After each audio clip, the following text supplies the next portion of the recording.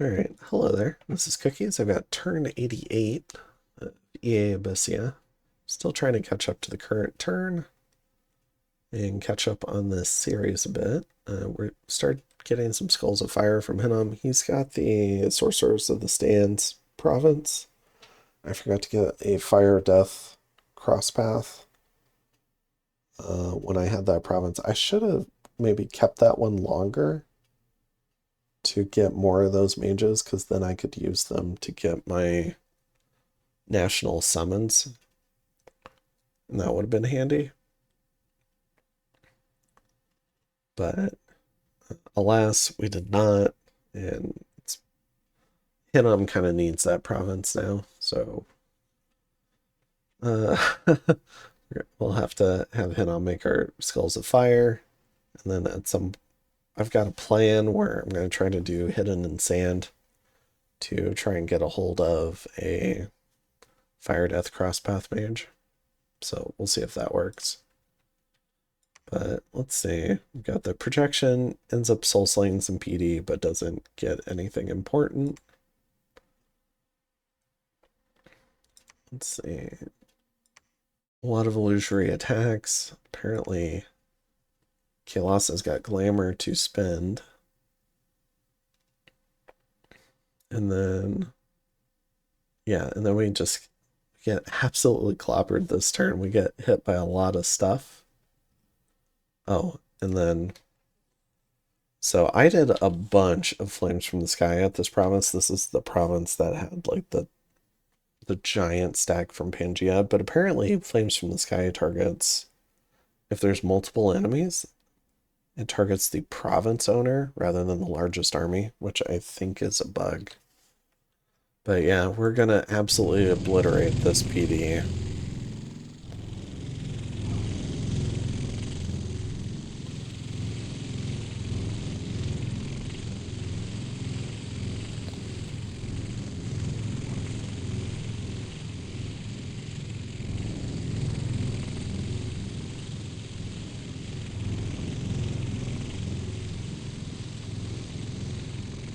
I think it was like 6 casts, and somehow there's squares that didn't get hit. Okay, so that was unfortunate.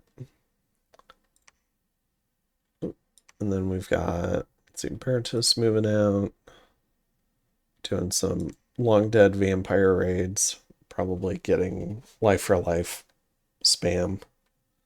So Berytos or Blanca. Oh, I guess these were 2 raids into the same thing. So you can kind of see the issue with just these long dead raids, because what's going to happen is the vampire is going to get the opportunity to do a bunch of wither bones.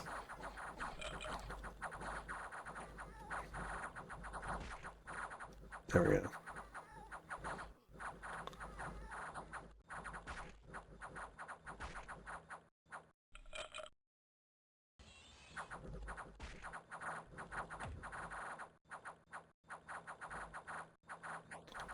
Oh, and part of his buff script was this guy did damage reversal. And long dead don't have great MR, so they're just kind of killing themselves. And then this guy's got 25 protection versus mundane. And I guess the damage reversal happens before the damage from the broadsword, because I mean these guys do plenty of damage to damage him, but it looks like the damage reversal happens before damage dealt. And so they're just kind of killing themselves.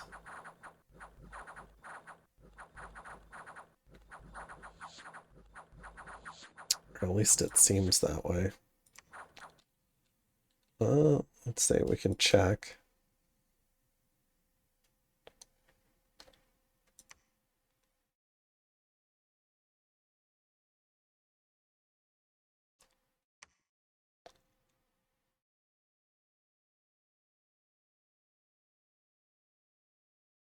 Oh, does it just take the damage and reverse it? Interesting. Okay, so I guess it negates Okay. That's pretty cool. That makes it stronger than how I used to think of it. So it went from doing 15 points of damage to taking 9 points. So you can see how that raid ended up working out. And then we've got a battle in Three Pine Grove. So this is Berytos' Doom stack. All the demon lords, all the archdevils. We've looked at it before. It's even got a Mooseful Giant. And then we've got the Angiri from Kailasa, along with a number of Bone Fiends. Now, the Berytos army has significantly more mage support. So you can see how they dominate the commander list. But we do have a few big mages. So we got this Yaksha for Big Earth.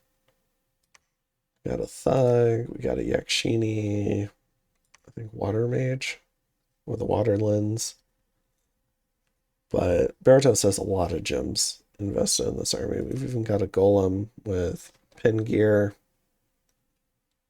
So it can do master and slave stuff.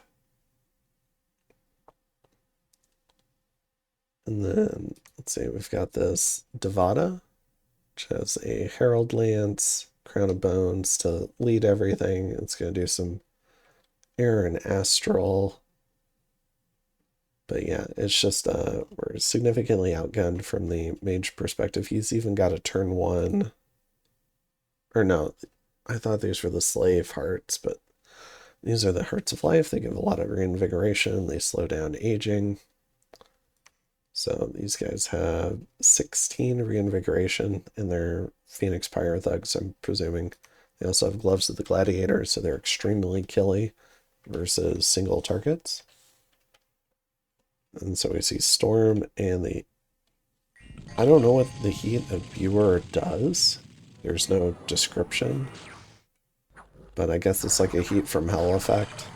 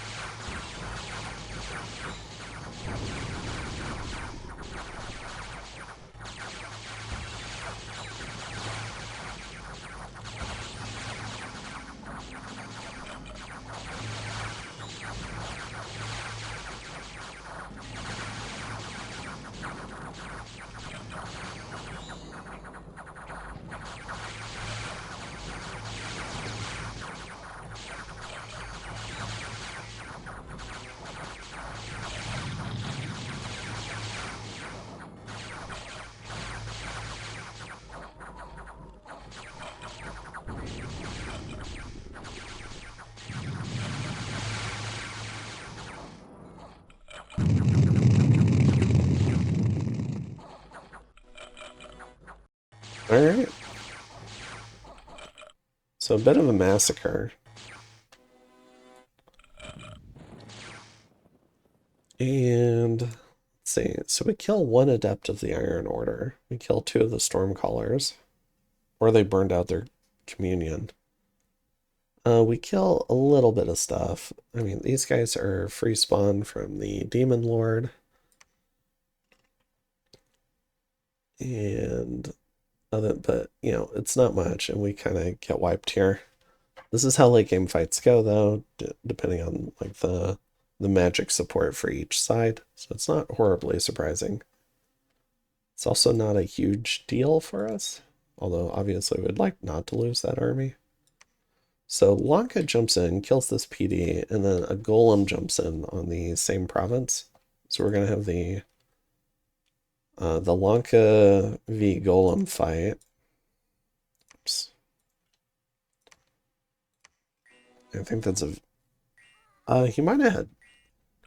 Because we got the Gem Burn mod on, so I think he had Blood Slaves in the prior fight.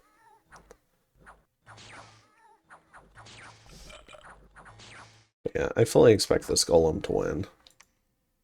So it just takes a while. All right. And then let's see. Small amount of stuff gets killed by some ancient presences. We have Lanka storming another Macone fort.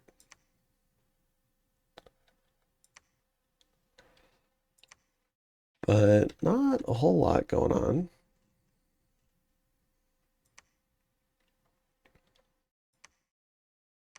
Some of our scouts get patrolled out.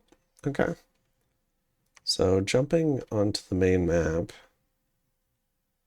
we can see here, this is Three Pine Grove. This is where that Kailasa army got killed. Clearly he's got more armies waiting in the wings. So we can call that kind of like an expedition to find out what Berytos had in store for us. We do see a Mictlan army here. We've got an Ulm army. The Pangea army moved away, I guess. And so what we're going to do is we're going to be more careful with our Flames from the Sky. We're only going to target it at large armies in provinces that they own. So these two armies are fair targets. I think this one's also a fair target. It's in Pangea right now. So we've got a target-rich environment. It's unfortunate that it just targeted 10 PD or whatever here, because, you know, we lost a bunch of fire gems for that. And then I'm realizing that I need to up the raiding game to at least account for vampires and golems. So I will show that in just a second. In terms of what we're casting, this is what we're casting. So we're getting hidden in snow. That's to get the cross path we need to do hidden in sand. And then let's see. And then this is what we're foraging.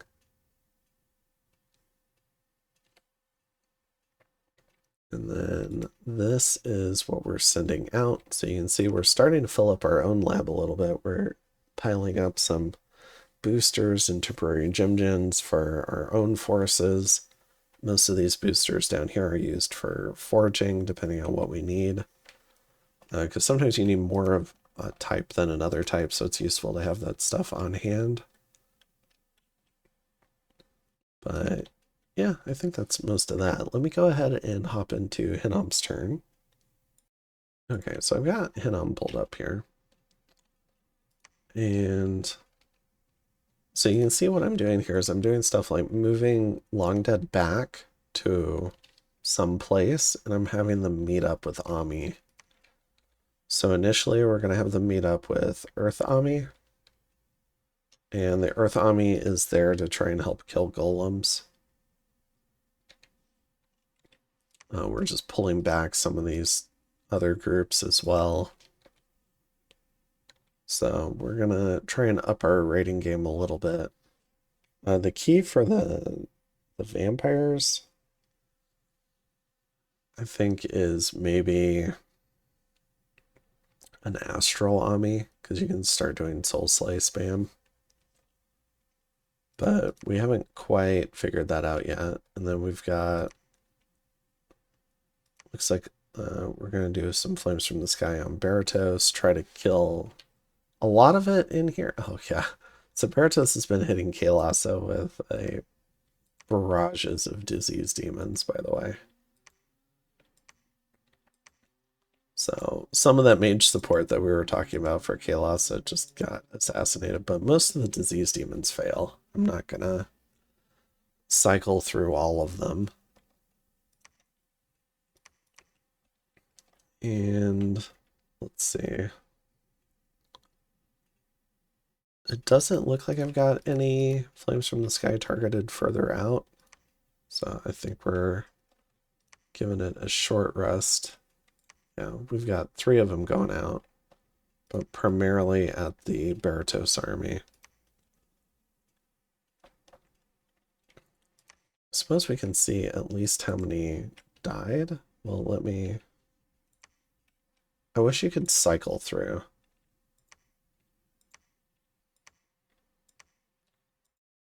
With the arrow keys. Spectral Mage goes down. Illusionist eventually goes down.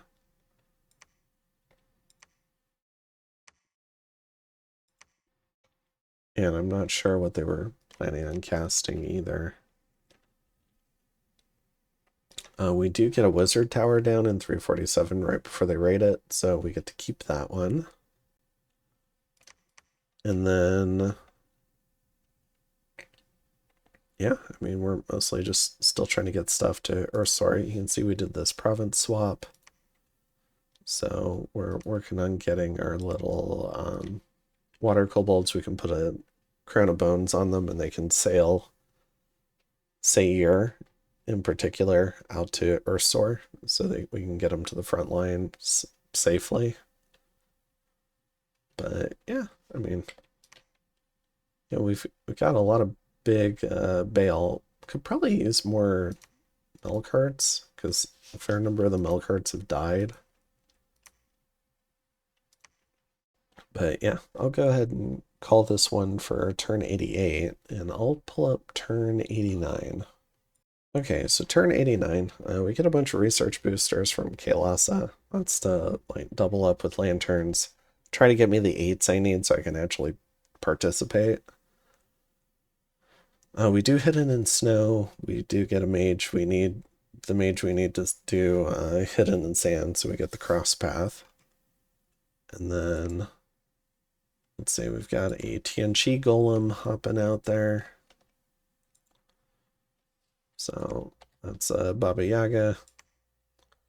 Our projection fails to kill the vampire. We got a Olmish golem jumping out here. He's got a lantern shield and a shadow brand, which is pretty cool. Also monolith armor, which I believe is an artifact. So he's got 37 map move with the boots of 7-mile strides. It has 30 protection, chains of reconstruction. Beastly dude. And then we've got more magic phase stuff. I believe this is all from Kailasa. We do our flames from the sky. I guess, okay, so we did get one out on Micklin.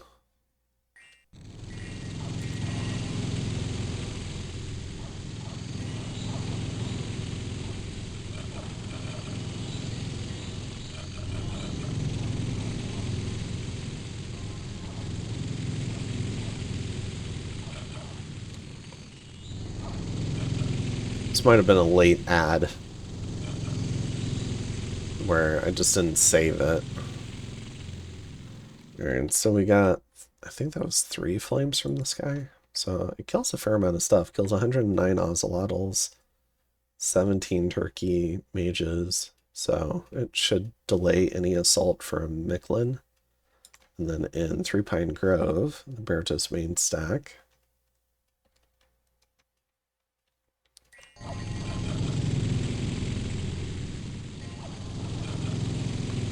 And here we're targeting a lot of the supporting human mages and human and colossi troops. You know, draconians, shed.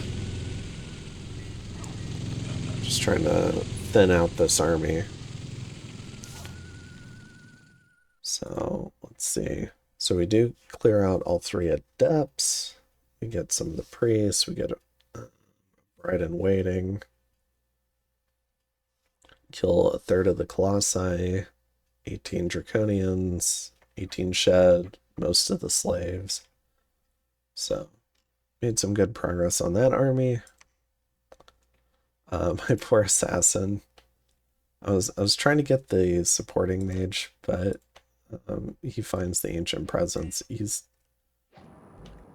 Now the interesting part is he does have a black bow of Botalf. So all he has to do is hit the ancient presence because it's got 6 protection, and it'll feeble-mind it. And I believe I counted at the time, but he misses all 7 shots and dies a disappointing death. So then in Pepper Plain moves. Let's see, we get another battle. So this is between Berytos and another Kailasa army. So much reduced Berytos army. Now, this Kailasa army, we've got a fair number more thugs. We've got a Rudra, the Crown of the Titans. In fact, we've got a couple of Rudra. Got a She-Lord, who's going to do some glamour stuff with a chromatic barrier and Tome of Legends, so it's up at glamour 5. Got a number of army thugs. This one should be a big Earthcaster with the Crucible of Stone.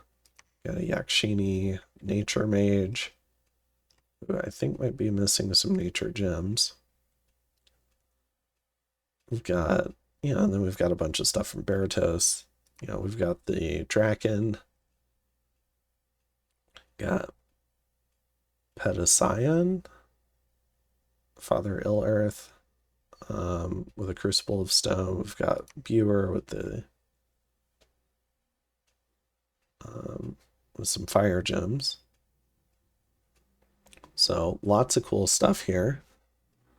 The Lords of Hell, and then the Archdevils. So giving it another go with a new army. Now these corpse constructs are very low MR, very easily stolen. And if I remember right, Berytos has Gudrud, who's going to do Master and Slave.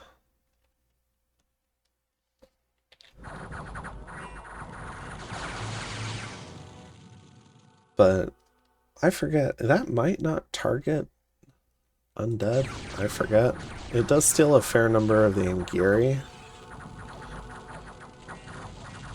But if he did like Undead Mastery, he would have taken all their corpse constructs.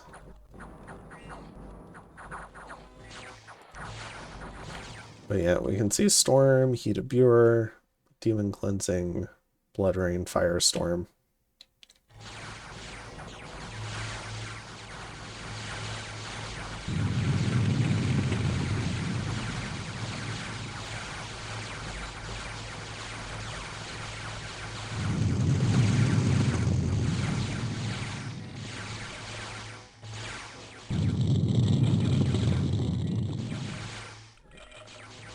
So our poor mummy tries to get off the field.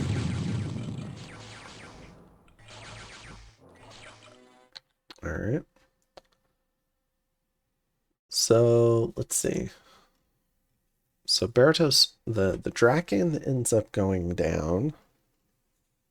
But he generally wipes this Kailasa army as well, which is sad. It's starting to become noticeable attrition, I would say. That said, we can take a look at this Draken.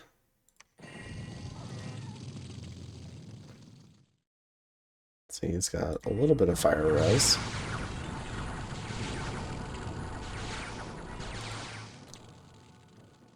Yeah, so Strength of Gaia gives you a bark skin effect, which might not be helping his fire res. Oh, but he gets jumped on by this Rudra, who's got all sorts of attacks.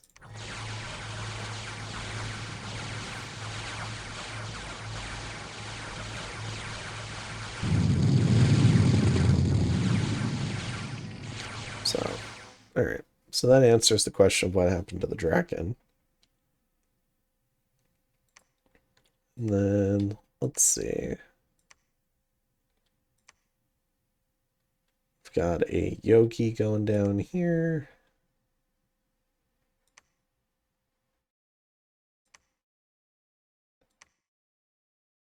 Let's see, a Mound Fiend.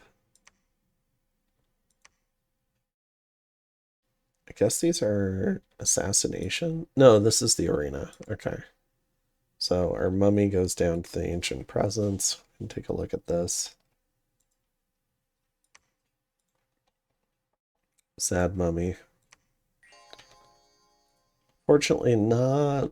I mean, the boots of quickness are nice gear, but a lot of the other stuff is pretty expendable. Not a big deal. Just gets devoured. Okay. So hopping back out here. So taking a look at this turn, we pummeled this Mictlan army. We're wearing down the Berytos army. It gets smaller and smaller. We just need to actually work through the big hitters in it now. And then we've got this large pan army again in the Tianchi province. So we won't be able to flames from the sky it now. But we can do this Olmish army if we want. And then Lanka's making a, or not Lanka, Kailasa is making his move on the Throne of Knowledge. And we've got another army rotating into Three Pine Grove to try and take Pepper Plain. And I think at this point, Kirby decides he's going to whoosh away some of the uniques from the Berytos army because he keeps killing what he's sending. And then we're also trying to figure out what to do about these ancient presences running along our top line, because that's no bueno. So in terms of what I'm forging this turn, this is all the stuff I'm forging. I am gearing more assassins. So I have a fair number of assassins. You can see them starting to accumulate gear in here. And some of them have already moved out. We saw one die this turn. So we're getting that moving. One disease demon, I guess. But yeah, so I am getting assassins out there. They're mostly for trying to kill raid leaders, but not a whole lot of raiding has come in deep into our territory. So I'm not quite sure what to do with them because, I mean, there's probably too much patrolling happening with these armies to go sneak mage to like sneak assassinate mages. What we could do is we could get, if a scout is able to get under one of these armies, then we know it's not patrolling, and then we can send in assassins, but it's still pretty dangerous work. And yeah, I think that's good for this turn. We're sending out a little bit of stuff. I can pull up the Hinnom turn and maybe go over a little bit of what we're doing for turn 89 with them. Okay, so I pulled up turn 89 for Hinnom, and you can see we're doing a lot of summoning because I'm trying to put together some armies. So when it comes to Earthsword Desert, we've now got a fair number of troops in here. We're starting to bodyguard more mages. We've pulled in 175 Draconians. We got Undead, we got Dawnguard, we got Sayer. We've been picking up Mazix to have a flying component that can dissuade maybe cheap Winds of Death casters, because they can probably kill ungeared Raksharaja vampires. And then when it comes to the raiding games,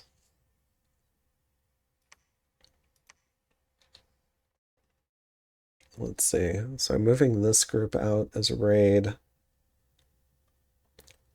It's a mix of Avite Swordsman, a few Dawnguard, a Melkart, and we've got this Earth Mage. We're moving some of these groups forward, so this guy's here to try and dissuade maybe an Ancient Presence. I don't think he's enough to do that, but can also help versus vampires and whatnot.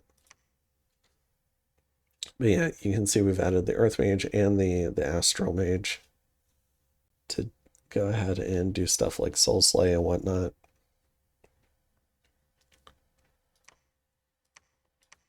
But yeah, I mean, it's pretty basic stuff. Not over investing in this rating game. It's the long dead are pretty cheap. We've at least on the we've received a bunch of death gems, and that's to set up a Mound Fiend factory, but we have to actually get the research for it. So we're working on Conjuration 7. I put off Dreamwild Legion a little bit to go for that. But then we actually need a Death Mage to be able to do it, so we need the Death Boosters to actually start rolling out the Mound Fiends.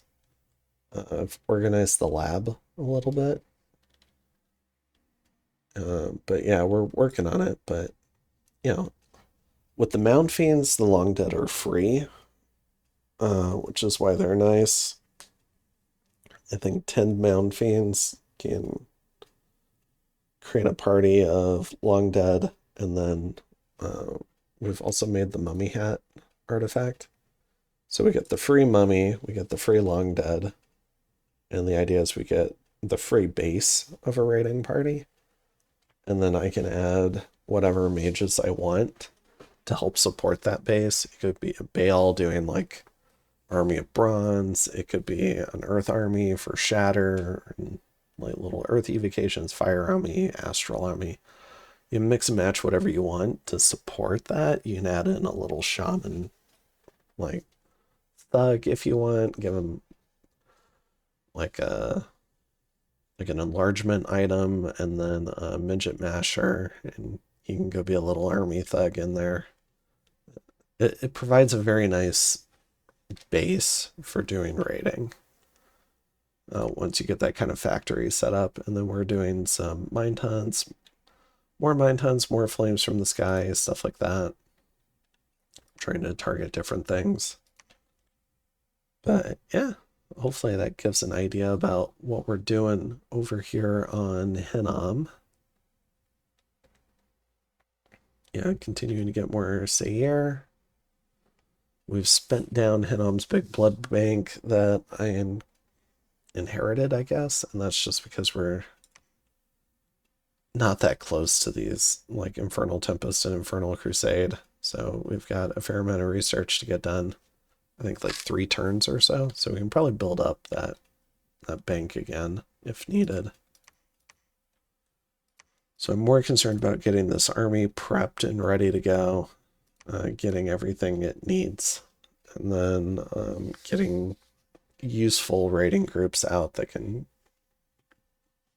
maybe like kill vampires or kill golems. I didn't get a Lilat just for fun. I put some kit on it. So I'm having some fun with Hinnom. And then, yeah, I think that's most of it. I should probably be having all these ones Blood Hunt, but honestly, they have a fair amount of research, and we kind of need the RP at the moment. So I think that's it for this one.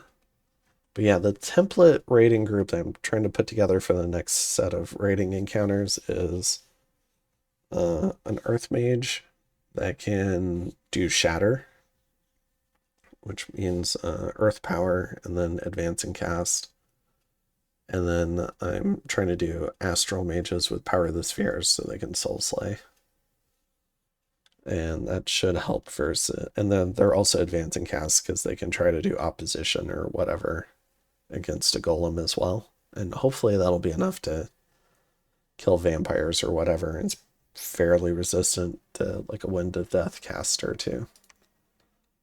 All right, so I think that's it for turn 89. I'll go ahead and call the episode here. I will see you guys in the next one. Have a good one. Bye.